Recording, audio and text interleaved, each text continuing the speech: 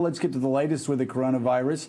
The first known case of the South African variant emerged yesterday in the United States as the country rushes to push vaccination rates to over 1 million a day. The variant, new to the United States, was first identified in 2 separate cases in South Carolina, both adults in different parts of that state. The 2 people, however, do not appear to be linked and have not traveled recently. Although in some encouraging news, on Wednesday, a Pfizer lab found that both this South African variant and the UK variant only made a small impact against the efficacy of the company's vaccine. Let's bring in right now the director of the Center for Infectious Disease Research and Policy and professor in the medical school at the University of Minnesota, Dr. Michael Osterholm. Doctor, thank you so much for being with us today. We got some troubling news yesterday about some of the vaccines that weren't quite as effective on the South African variant, but it looks like the Pfizer vaccine may be more effective. What can you tell us about these new variants? What should we be looking for? Well, first of all, just to make sure that everyone understands, these variants are basically the same coronavirus we've been dealing with. They've just gone through a whole series of mutations. And what we're concerned about is one of 3 things. 1, they can be transmitted more easily to more people. Number 2, they cause more severe disease. Or number 3, they escape basically the immune protection of either the vaccine or natural disease.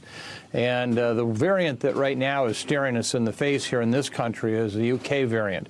That's the one that we expect to see over the next 6 to 14 weeks, a major increase in cases. And so while we're all obviously appreciative that we're not at 300,000 cases a day, but rather 150,000, which is still an astronomically high base, I think we're going to see the number of cases build dramatically over the upcoming weeks, far surpassing what we've had already. And that's because of that first variant.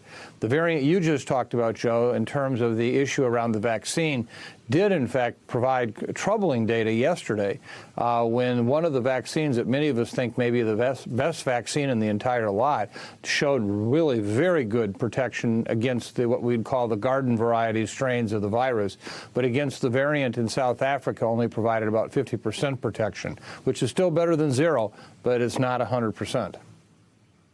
Gene Robinson's with us and has a question for you. Gene. Dr. Osterholm, is there evidence that the South African variant in particular causes more severe disease, could cause more deaths, or is it strictly a matter of easier transmissibility and more cases? Well, let me just quickly summarize all 3 of them that we're really most concerned about. The UK variant right now is mostly, the real concern is around more transmission, more serious disease, but not escaping the vaccine. Both the P1 variant, or the one we call the Brazil variant, and the one from South Africa appear that they very well may do all 3. More transmission, more severe disease, and escape immune protection.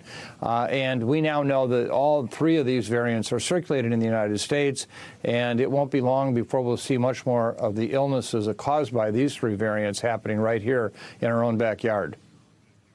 Susan Del Percio has a question. Susan.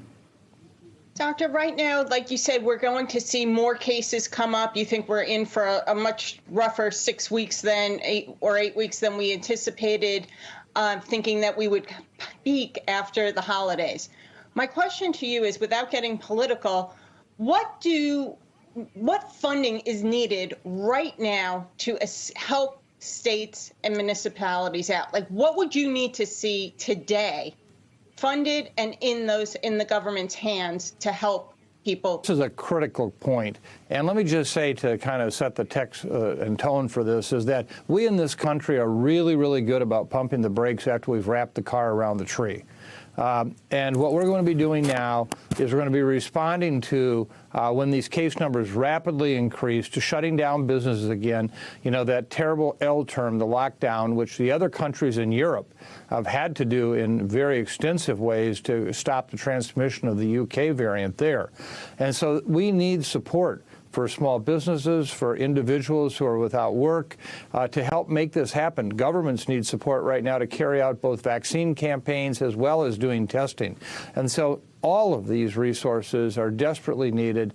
You know, right now the Biden plan is our best hope to make our response as effective as possible out here. So we hope Congress takes this very seriously and acts on it as quickly as possible. Hey, thanks so much for watching our YouTube channel. You can follow up on today's top stories and breaking news, or catch up on your favorite MSNBC shows all in one place. Download the NBC News app today.